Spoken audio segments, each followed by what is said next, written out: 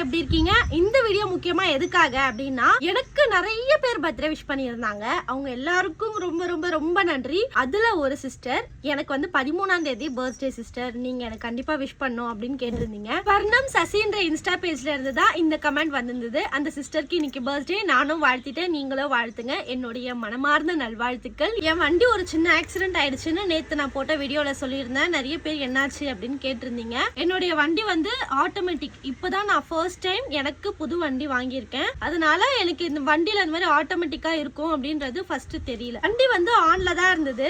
வண்டியை ஆன்ல வச்சு நான் வண்டியிலேயே தான் உட்காந்துருந்தேன்.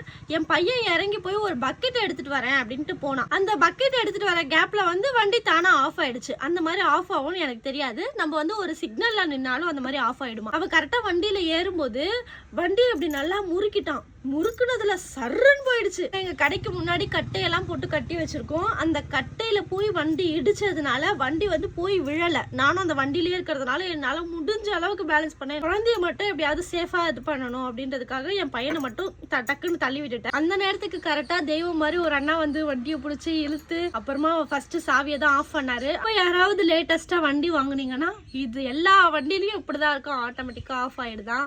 எனக்கு தெரியாது, நிறைய பேர் தெரிஞ்சிருக்கலாம். மேபி யாருக்கும் தெரியாம இருக்கிறவங்களுக்கு இது யூஸ்ஃபுல்லா இருக்கட்டும். ஓகே மக்களே, வீடியோ பிடிச்சா லைக் பண்ணுங்க. நெக்ஸ்ட் வீடியோல வரேன்.